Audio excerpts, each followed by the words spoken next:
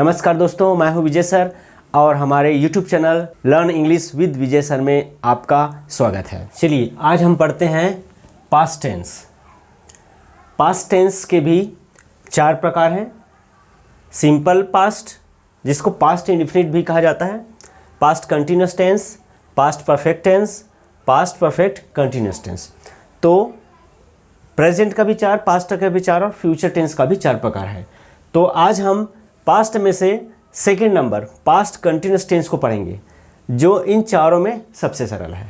ठीक है, देखिए पास्ट कंटिन्यूस टेंस में टाइम और सेंस का टेक्निक पहले लगाते हैं। टाइम तो हमको मालूम ही है कि ये पास्ट की बात हो रही है, पास्ट कंटिन्यूस टेंस। और सेंस देखते हैं। यहाँ पर सेंस में क्या होता है, जैसे बोला जा रहा है मैं खा रहा था, तो खा रहा था ऐसा बोल रहे हैं तो टाइम पता चल गया हमको कि पास्ट की बात है, बीते समय की बात है ये। और सेंस देखते हैं। सेंस का मतलब है कि इसमें से क्या भाव निकल रहा है, काम किस प्रकार का है, काम हो रहा है, हो चुका है, होने वाला है, किस प्रकार का है। मैं खा रहा था, तो यहाँ पे ऐसा लग रहा है कि उस समय ये जो काम है वो चल रहा था। कंटिन्यूटी का भाव आ रहा है, जिसको हम लोग सी डॉट डॉट डॉट से डिनोट करते हैं, वही कंटिन्यूटी का भाव इसमें आ रहा है।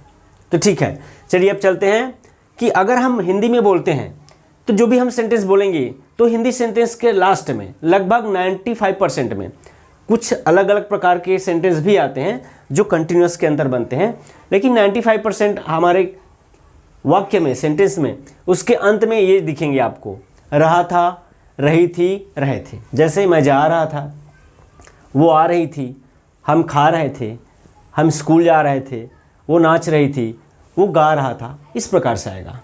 तो ये क्या है, बीते समय में काम चल रहा था, ये इसका भाव है। Running action in the past, action running था, कब, पास्ट की बात है। तो देखिए अब इसका पर्टिकुलर स्ट्रक्चर देखते हैं कि इसके लिए हमको क्या यूज़ करना पड़ता है। स्ट्रक्चर बोलते हैं, first of all we have to put subject, subject रखना है, फिर उसके बाद वाज वर्ब, वाज और वर ये हेल्पिंग वर्ब है, ये दोनों में से कोई एक आएगा, प्लस V1 जो मूल रूप है क्रिया का, V1 उसमें एनजी जोड़ना है और आएगा फिर ऑब्जेक्ट। ठीक है, अब वाज और वर किस प्रकार से कौन से सब्जेक्ट में लगेंगे वो हम इस टेबल के माध्यम से बताएंगे। ये टेबल मैं आपको हर टेंस में बताऊंगा ताकि आपको इसका पूरी तरीके से ज्ञान हो जाए और आपको कभी भी हेल्पिंग वर्ब लगाने में किसी प्रकार का कोई दिक्कत ना हो। तो सबसे पहले चलिए एक एग्जांपल देखते हैं। मैं खा रहा था, पहला क्या रखना है हमको, सब्जेक्ट। मैं के लिए क्या आ गया, आई। अब बोलता है वाज वर, वाज लगेगा कि वर लगेगा, तो अभी लगेगा वाज, डिटेल में अभी बताऊंगा बाद में। I was. खाना, खाने का कार्य है, तो खाने का कार्य होता है ईट, ये हो गया ईट। अब उसमें हम जोड़ देते हैं ING, आई वॉज ईटिंग। यहाँ पे ऑब्जेक्ट में कुछ नहीं है तो I was eating. Now your sentence is completed, ये हो गया आपका आई वॉज ईटिंग। अब चलिए किस में वाज लगेगा, किस में वर लगेगा, इसको डिटेल से समझते हैं। ये है आपका केस।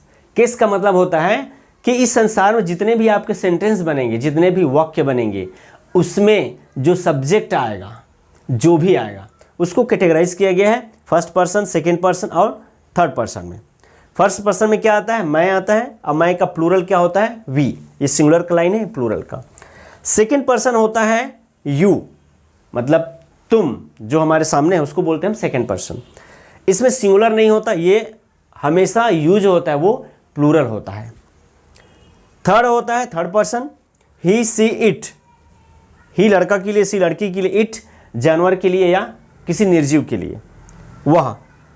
और कोई सिंगल नेम, नेम कोई भी हो सकता है, वस्तु, स्थान, व्यक्ति, किसी का भी नाम हो सकता है। और इन सब का प्लूरल क्या होता है, दे का दे हो जाता है। इन सब का प्लूरल दे का मतलब वे। और यहाँ पे सिंगल नेम है तो यहाँ पे आ जाएगा प्लूरल नेम, इसका मतलब एक नाम यहाँ, और यहाँ पे एक से ज़्यादा नाम है। तो देखिए कि इसमें क्या लगेगा, यहाँ पे 2 ही है, वाज एंड वर।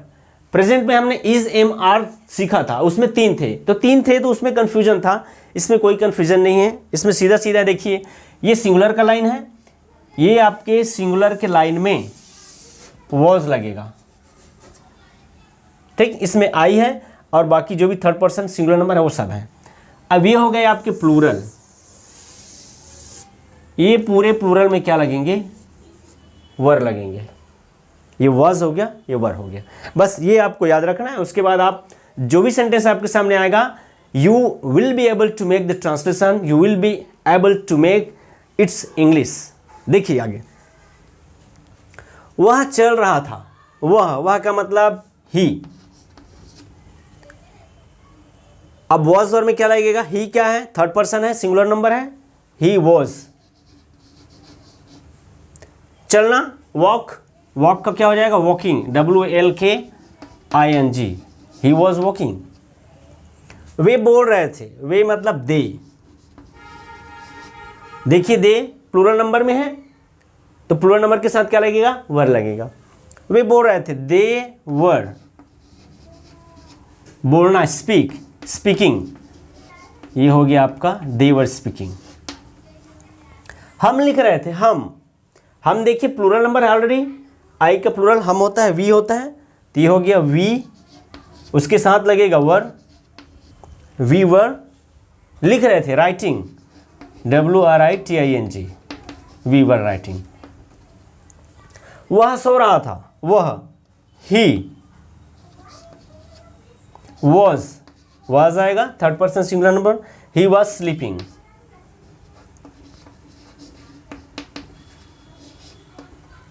समीर पुस्तक पढ़ रहा था, समीर देखिए सिंगल नाम है, सिंगल नेम किस में आता है, थर्ड पर्सन है और सिंगुलर है, तो समीर वॉज पुस्तक पढ़ रहा था, रीडिंग, पढ़ना का क्या होता है, रीड, रीड में ING हो गया, रीडिंग अ बुक। कोई भी काउंटेबल नाउन रहता है उसमें हम आ लगा देते हैं, लगा सकते हैं हम लोग, है ना। तो ये हो जाता है आपका Sameer was reading a book. मेरे दोस्त घर को साफ कर रहे थे, मेरे दोस्त कैसा है, ये प्लूरल है, ये मेरे दोस्त, ज़्यादा का भाव है यहाँ पे, प्लूरल है, ठीक है। तो my friends,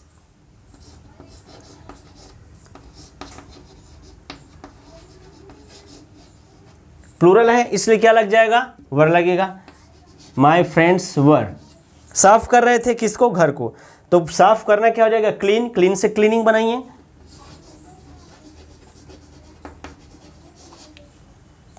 cleaning the house, cleaning the house.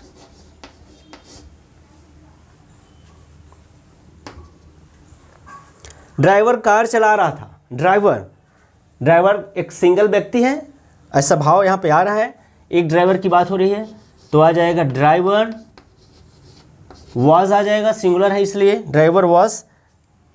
Car चलाना, ये ड्राइविंग आता है, तो ड्राइव से ड्राइविंग, ड्राइवर वॉज ड्राइविंग।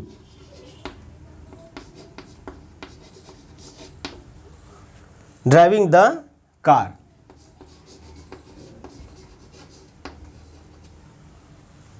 पानी गिर रहा था, देखिए पानी गिरना रेन होता है, रेन का मतलब, रेन एक वर्ब है जिसका मतलब होता है पानी गिरना, तो इसके साथ कोई सब्जेक्ट नहीं रहता, इसलिए यहाँ पे इट का प्रयोग किया जाता है।